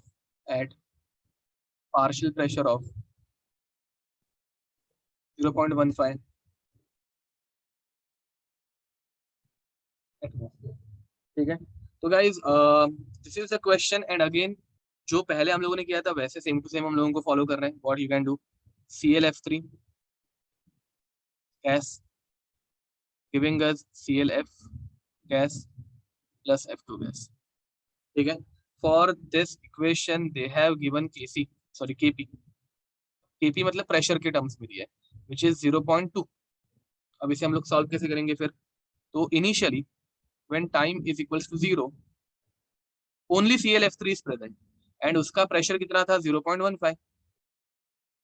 ये दोनों प्रेजेंट नहीं है तो इनका पार्शियल प्रेशर हो जाएगा 0। अब guys at T is equals to equilibrium, अब इक्विलिब्रियम में क्या होगा, 0.15 में से कुछ प्रेशर माइनस हो गया, रिएक्टेंट का प्रेशर कम होगा बिकॉज वो रिएक्ट कर रहे हैं एंड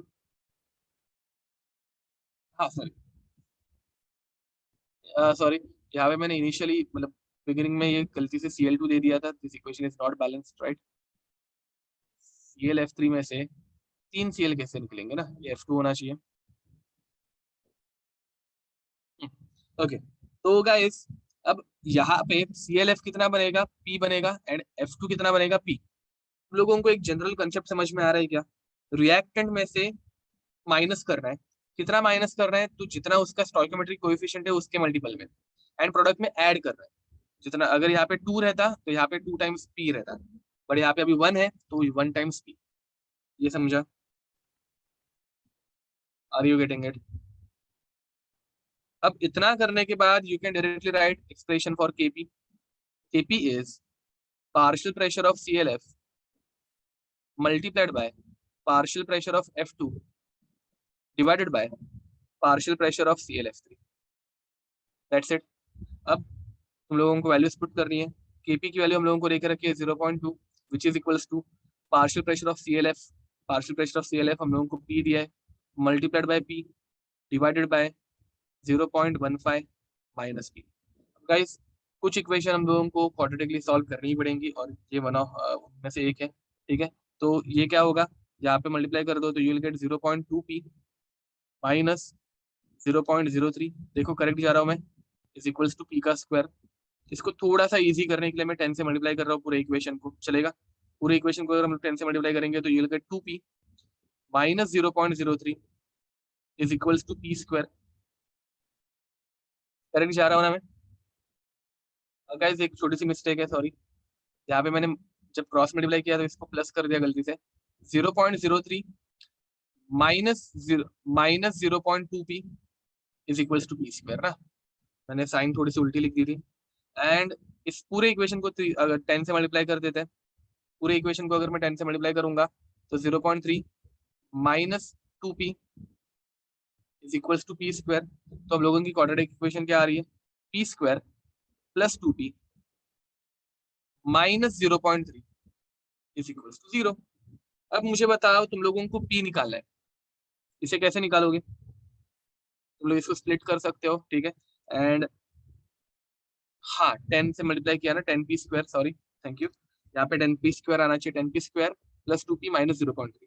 अब गाइस इसको तुम लोग क्वाड्रेटिकली सॉल्व कर सकते हो स्प्लिट करके, और you can directly use the formula which is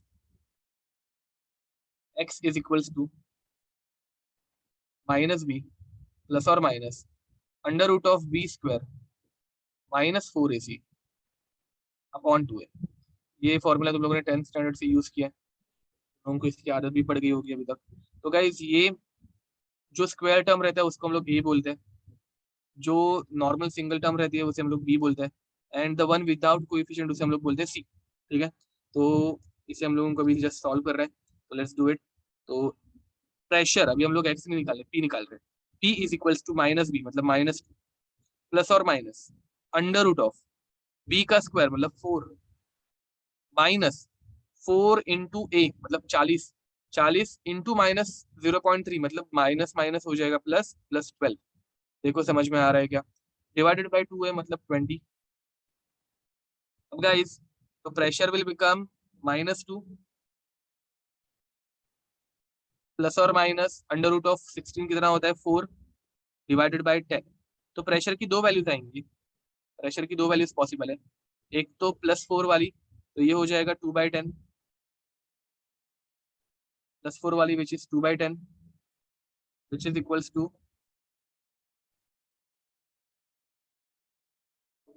thank you, ये 20 था, 10 ले लिया मैंने गलती से, तो 2/20 विच इज इक्वल्स टू 0.1, या फिर दूसरी वैल्यू मिलेगी -2 -4 तो -6/20 विच बिकम्स -0.3। अब मुझे बताओ गाइस प्रेशर कभी ऐसे माइनस होता है क्या? किसी एक कंपाउंड का प्रेशर माइनस होता है क्या? नहीं, only first value is applicable, correct बोल रहे हो। याद रखो किसी भी कंपाउंड का प्रेशर माइनस नहीं होता, ठीक है। तो हम लोगों को प्रेशर की वैल्यू मिल गई which is minus sorry plus 0.1, ठीक है। तो हम लोगों को प्रेशर ऑफ ClF3 मिल गया which is nothing but 0.15 minus 0.1 which is equals to 0.05। Pressure of ClF and pressure of Cl2 sorry pressure of F2, ये दोनों के दोनों सेम थे which is P, and P आया हम लोगों को 0.1 atmosphere. This is your answer. तो तुम लोग फाइनली इसे चाहिए तो क्रॉस मल्टीप्लाई करके देख सकते हो कैसे, तो तुम लोग केपी निकाल के देखो, केपी क्या आएगा 0.1 इंटू, देखो प्रेशर ऑफ ClF तो 0.1 into 0.1 divided by pressure of this तो दिस, एंड इसको कैलकुलेट करके देखो तुम लोगों को 0.2 आंसर आ रहा है क्या? You will get your answer. Sorry इसका कितना 0.05 इसे कैलकुलेट करके तुम लोगों को 0.2 आ गया, तो your answer is correct. Doubt?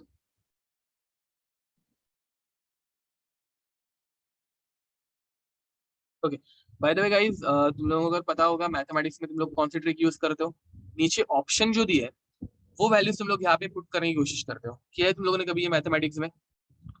MCQ solve करते वक्त क्वाड्रेटिक इक्वेशन अगर तुम लोगों को सॉल्व करनी है तो तुम लोग वो एक्चुअल में सॉल्व नहीं करते हो, नीचे ऑप्शन में जो ए बी सी डी वाली वैल्यूज रहती है वो इस इक्वेशन में पुट करने की कोशिश करते हो। मैं क्या बोल रहा हूँ, समझ में आ रहा है? तो अगर एग्जाम में तुम लोगों को ऑप्शन दिया होगा 0.1 एटमॉस्फेयर फॉर CLF या फिर F2, तो तुम लोगों को P की वैल्यू हर एक ऑप्शन की वैल्यू तुम लोग पुट करके देख सकते हो। मतलब एक ये ऑप्शन रहेगा 0.1, 0.2, 0.3, 0.4। तो ये अगर सॉल्व नहीं करना है, एग्जाम में जरा डिफिकल्ट नंबर आ गए, तो what you will do, option A 0.2 था समझ लो, ऑप्शन बी 0.05 था, option C 0.1 and option D 0.5। ठीक है, तो you can just put all this value over here. ठीक है, तो पहले 0.2 को पुट करके देखो, what you would have gotten 2 plus 0.4 minus 0.3। ये जीरो नहीं हो रहा है तो ये 0.2 जो है वो ऑप्शन रूल आउट हो जाता। अब सी वाला अपने को पता है करेक्ट आंसर है, तो सी वाला पुट करके देखो 0.1, तो ये हो गया 1 प्लस, सॉरी 0.1 का स्क्वायर कर रहे हैं ना, 0.1 का स्क्वायर हो जाएगा 0.01 and you will gate 0.1, sorry 0.01, 0.01 into 10 0.1 plus 0.2 minus 0.3। इन सबके एडिशन अगर करोगे तो तुम लोगों को आंसर 0 मिल रहा है, तो this is the correct answer. तो एग्जाम में तुम लोगों के पास ऑप्शन रहता है, ऑप्शन अगर रहेंगे तो ये वैल्यूज यहाँ पे पुट करके तुम लोग आंसर निकाल सकते हो। ठीक है, मेक श्योर एग्जाम में ये थोड़ा सा दिमाग लगाओ। ठीक है, ओके, नेक्स्ट आगे बढ़े। तो guys we can take a lot of question actually, but हम लोगों को थोड़ा आगे भी बढ़ना है। ठीक है, तो next is determination of equilibrium constant. Determination of equilibrium constant कि भाई हम लोग इक्विलिब्रियम कांस्टेंट भी निकाल सकते हैं। अब इक्विलिब्रियम कांस्टेंट हम लोग कैसे निकालेंगे, डायरेक्ट क्वेश्चन से ही। ठीक है, क्वेश्चन क्या दिया है, determine KC for, determine KC for reaction two A gas B gas giving us 2C gas if at equilibrium, if at equilibrium 5 moles of 5 moles of A, 2 moles of B and 10 moles of C is present in a 10 liter closed container। CC मतलब not cubic centimetre है, this is close container. Okay, तो यहाँ पे तुम लोगों को क्या करना है, वापस सेम टू सेम इक्वेशन लिखनी है तुम लोगों को, सिर्फ 2A plus be giving us 2C।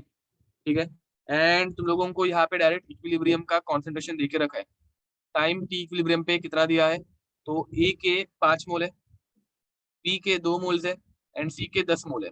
देखो guys they have already given it as equilibrium, तो तुम लोगों को सिर्फ क्या करना है, यहाँ पे कॉन्सेंट्रेशन, ये नंबर ऑफ मोल्स थे, नंबर ऑफ मोल्स को कॉन्सेंट्रेशन में कन्वर्ट कैसे करेंगे, ये हो जाएगा 5/10 number of moles divided by volume, ये हो जाएगा 2/10 एंड ये हो जाएगा 10/10 विच इज 1। अब प्लीज इसको 0.5 0.2 ऐसे मत करना, कैलकुलेशन थोड़े डिफिकल्ट हो जाएंगे। ठीक है, याद रखो इक्विलिब्रियम के क्वेश्चन जितना हो सके सिंप्लीफाइड वर्जन में ही किया करो। अगर तुम लोग फ्रैक्शन में चले गए तो थोड़ा डिफिकल्ट होगा। ऊपर में भी अगर देखोगे मैंने इसको 10 से जानबूझ के मल्टीप्लाई किया सो दैट फ्रैक्शन निकल जाए, कैलकुलेशन इजीली हो जाएगा। तो यहाँ पे भी 0.5 मत लाना, डिफिकल्ट होगा।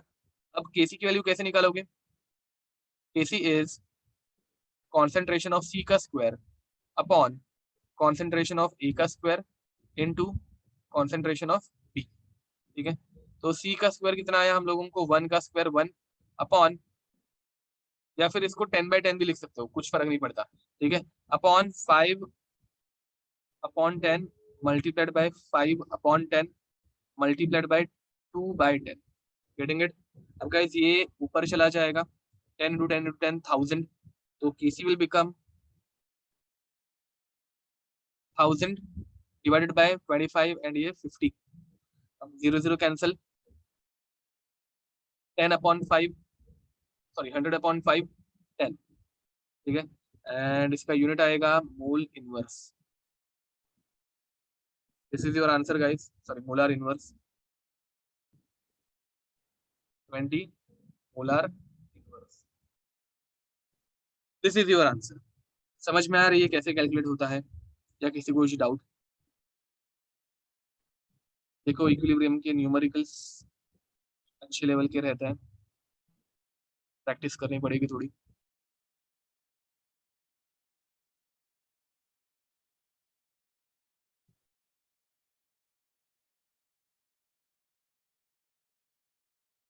ओके, हो गया लिख के सबका?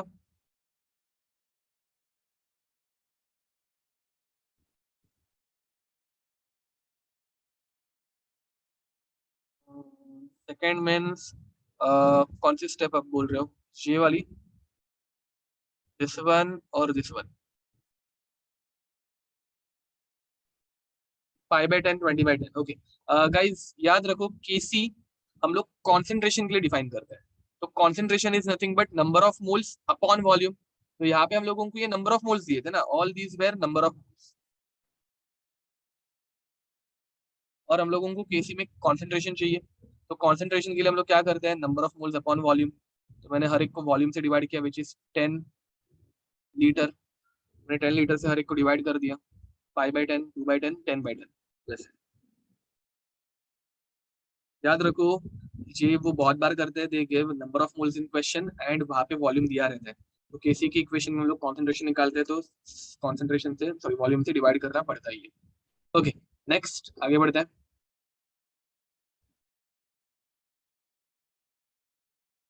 ओके, तो this is quite important, expression of EP and KC. Guys बहुत बार एग्जाम में सिर्फ एक्सप्रेशन पूछे हैं। याद रखो expression and formula both are different, ठीक है? तो फॉर्मूला के हम लोगों का concentration of product upon concentration of reactant. Expression कैसे लिखते हैं वो देखो। फर्स्ट ऑफ ऑल यहाँ पे हम लोग अलग अलग केस देखने वाले हैं। तो case one, when delta N G is 0, ठीक है? Now guys over here remember this, you should remember Dalton's law of partial pressure. मुझे बताओ Dalton law of partial pressure क्या था?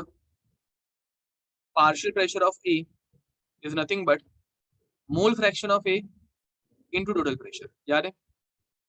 या फिर partial pressure of B is nothing but mole fraction of B into total pressure. अब मोल fraction कैसे निकालेंगे हम लोग? Mole fraction is number of moles of A upon total number of moles. या फिर मोल फ्रैक्शन ऑफ बी क्या आएगा? Number of moles of B upon total number of moles. ये इतनी चीजें तो तुम लोगों को पता रहनी चाहिए। कॉन्सेंट्रेशन कैसे निकालेंगे हम लोग?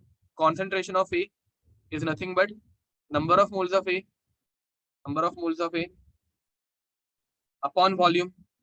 concentration of B is number of moles of B upon volume। ये सब पता है ना? ये फॉर्मूलाज याद है तुम लोगों को थोड़े बहुत? अगर नहीं होंगे तो अभी देख लो, ठीक है? अब हम लोगों को केसी और केपी की इक्वेशन कैसे निकालेंगे? First delta N G is equal to 0 वाली इक्वेशन में लिख रहा हूँ, H2 gas plus I2 gas giving us 2H। हम लोगों को दिख रहा है यहाँ पे डेल्टा एन जी 0 है। Can you figure it out that delta N G is 0? इधर भी दो मॉलिक्यूल, इधर भी एक और एक, दो मॉलिक्यूल्स, तो डेल्टा एन जी 0 हो जाएगा, ठीक है? अब सबसे पहले गाइस तुम लोगों को एग्जाम में इनका कुछ कॉन्सेंट्रेशन दिया रहेगा। तो at time is equals to 0, at time is equals to 0। H के नंबर ऑफ मोल्स थे ए मोल, एच कितने मोल्स थे? A mole. बी के आई टू के थे B mole, and H I time is equal to 0 पे reaction start ही नहीं हुई तो इसके 0 मोल। अब गाइस मुझे बताओ एट इक्विलिब्रियम क्या होगा? एट इक्विलिब्रियम ए में से कितने मोल्स माइनस होंगे? ए में से एक्स मोल माइनस होंगे, बी में से वो भी एक्स मोल ही माइनस करेगा, सेम मोल से जाएंगे ना, 1:1 का रेशियो है। तो दोनों में से एक्स एक्स मोल माइनस हो गए, एंड एच आई के कितने मोल्स फॉर्म होंगे? 0 + 2x। देखो ये फर्स्ट स्टेप समझ में आनी चाहिए, ठीक है? ये फर्स्ट स्टेप समझ में आनी चाहिए कि तुम लोगों को सिर्फ ये स्टोइकोमेट्रिक कोएफिशिएंट से मल्टीप्लाई करना है। But again guys all of these values are in mole. अगर मुझे केसी के लिए एक्सप्रेशन चाहिए तो केसी के एक्सप्रेशन में मुझे क्या लगता है, मुझे कॉन्सेंट्रेशन चाहिए। तो कॉन्सेंट्रेशन कैसे निकालेंगे हम लोग? इक्विलिब्रियम पे ये देखो, ये मोल्स के टर्म्स में था, this is in terms of moles. अब हम लोगों को कॉन्सेंट्रेशन के टर्म्स में चाहिए, तो कॉन्सेंट्रेशन के टर्म्स में हम लोग कैसे निकालेंगे? Divided by volume. तो A minus X by V, B minus X by V and 2x by V. Volume से हम लोगों ने डिवाइड कर दिया। एग्जाम में तुम लोगों को पूरा क्वेश्चन फ्रेम करके दिया रहेगा, A moles of H2, B moles of I2 at V volume. तो तुम लोगों को ये डेटा पहले से मिलता है, ठीक है। नाउ गाइस, ये मिल गया तुम लोगों को कॉन्सेंट्रेशन। ये क्या मिल गया तुम लोगों को? कॉन्सेंट्रेशन। अब जैसे ही तुम लोगों को कॉन्सेंट्रेशन मिल गया, can we write expression for Kc? Expression for Kc क्या होगा? कॉन्सेंट्रेशन ऑफ HI का square upon concentration of H2 into I2। Now guys, HI का स्क्वायर कितना होगा? 2x का स्क्वायर 4x स्क्वायर, डायरेक्ट लिख दूं 4x स्क्वायर, अपॉन V का square V square into H2 का कॉन्सेंट्रेशन है A minus x upon V multiplied by B minus x upon V। This is minus, अब by the way minus A। अब guys इसमें क्या cancel out हो रहा है? यहाँ पे वॉल्यूम का स्क्वायर और वॉल्यूम वॉल्यूम कैंसिल आउट हो रहा है। What you are left with? KC is equals to 4x का square upon A minus X B minus X. Getting it और नॉट? देखो, ये समझ में आया? गाइस मुझे बताओ, when delta N G zero, when delta N G zero, तुम लोगों को ये कॉन्सेंट्रेशन निकालने की जरूरत भी थी क्या? तुम लोगों को ये कॉन्सेंट्रेशन निकालने की जरूरत भी थी क्या? देखो, सारे वॉल्यूम टर्म्स कैंसिल आउट हो गए ना, मतलब तुम लोगों ने यहाँ पे सिर्फ number of moles he use किया है। देखो, ये शॉर्टकट मैं नेक्स्ट लेक्चर में हर एक अच्छे से बताऊंगा, but this is the shortcut कि तुम लोगों को सिर्फ नंबर ऑफ मोल्स से ही काम चलाना था। यहाँ पे तुम लोगों को वॉल्यूम यूज करने की जरूरत नहीं थी। अब मुझे बताओ, यहाँ पे टोटल नंबर ऑफ मोल्स कितने होंगे? Total number of mole is A minus x plus B minus x plus 2x। Total number of मोल हम लोग निकाल रहे हैं। तो ये 2x माइनस वाले और ये प्लस वाले कैंसिल आउट हो जाएंगे and you will get A plus B. Getting it? यहाँ पे A प्लस बी आ गया। ये टोटल नंबर ऑफ मोल्स है। तो टोटल नंबर ऑफ मोल्स मिलने के बाद हम लोग मोल फ्रैक्शन निकाल सकते हैं एट इक्विलिब्रियम। तो गाइस, इक्विलिब्रियम पे मोल फ्रैक्शन कितना आएगा? A minus x upon A plus B, B minus x upon A plus B. Total number of moles से हम लोग डिवाइड कर रहे हैं, number of moles of B upon total number of mole. HI के लिए क्या होगा? 2x upon A plus B. Getting it? अब ये आ गया तुम लोगों का मोल फ्रैक्शन। अब हम लोगों को पार्शियल प्रेशर निकालना है एंड गाइस, पार्शियल प्रेशर क्या है? Mole fraction into total pressure. तो partial pressure at equilibrium, at equilibrium partial pressure कितना हो जाएगा? Mole fraction into total pressure. तो मोल फ्रैक्शन आया हम लोगों का एक को A minus x upon A plus B into P total. यहाँ पे हो जाएगा B minus x upon A plus B into P total and 2x upon A plus B into P total. Right? Again guys, मुझे पता है ये बहुत थोड़ा सा हेवी है, इसको मैं एक शॉर्टकट निकाल के दूंगा, ठीक है। इसके लिए एक शॉर्टकट है जो बहुत इजीली आंसर देता है, बट ये फर्स्ट टाइम तो हम लोगों को प्रॉपर मेथड से करना पड़ेगा। टेक्स्ट बुक में हमेशा यही स्टेप्स फॉलो किए जाते हैं, हम लोग ये स्टेप बार बार फॉलो नहीं करेंगे। नेक्स्ट लेक्चर में एक शॉर्टकट दे दूंगा। ओके, तो केपी क्या हो जाएगा? KP is partial pressure of HI का square upon partial pressure of H2 into partial pressure of I2। Now guys, partial pressure of HI क्या आया? 2x का स्क्वायर मतलब 4x square upon A plus B का square. देखो, partial pressure का मैंने direct square कर दिया इनटू टोटल प्रेशर का स्क्वायर डिवाइडेड बाय H2 का क्या हुआ है? A minus x upon A plus B into P total into B minus x upon A plus B into P total.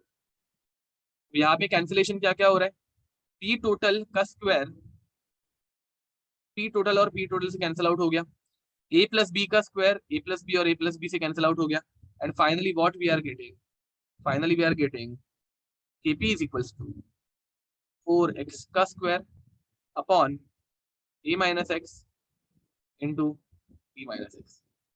Now guys, these are the expression for this equation. इसी के लिए ये तुम लोगों को एक्सप्रेशन लिखना था, सिर्फ एक्सप्रेशन ऐसे कुछ लिखा जाता है। अब मुझे बताओ, यहाँ पे तुम लोगों को प्रेशर से मल्टीप्लाई करने की जरूरत भी थी क्या?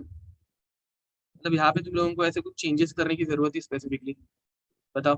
डायरेक्ट अगर तुम लोग नंबर ऑफ मोल्स से भी खेलते, देखो डायरेक्ट अगर हम लोग केसी निकालने जाते तो केसी नंबर ऑफ मोल्स के साथ भी आता, 2hi का स्क्वायर, 2hi का स्क्वायर कितना है, 4x है, तो 4x का स्क्वायर, सॉरी 2x है तो 2 का square 4 and x square upon hi, H2 के नंबर ऑफ मोल्स कितने हैं, a minus x, and B2 के नंबर ऑफ मोल्स कितने हैं, b माइनस एक्स।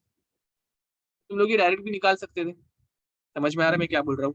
ये इतना उल्टा सुल्टा करने के बदले ये आंसर डायरेक्टली भी हम लोगों को आ सकता है, but this is the proper method. ठीक है, एंड सी डायरेक्ट लिखना कब पॉसिबल है, only in case of delta N G is equal to zero. अब डेल्टा एन जी प्लस रहेगा तो क्या, माइनस रहेगा तो क्या, वो हम लोग नेक्स्ट लेक्चर में देखेंगे। बट ये एक बार नेक्स्ट टाइम आने से पहले रिवाइज करके आना, थोड़े से कंसेप्ट याद रखना, concentration, mole fraction, partial pressure कैसे निकालते हैं वो जरा रिवाइज करके आओ। ठीक है, एंड इसके बाद वाला जो पार्ट है हम लोग नेक्स्ट लेक्चर में कंटिन्यू करेंगे, ऑलमोस्ट लेक्चर इज ओवर। ठीक है, सो गाइज मेक श्योर ये थोड़ा सा रिवाइज करके आओ नेक्स्ट लेक्चर में। Till then see you next time, bye bye and God bless you.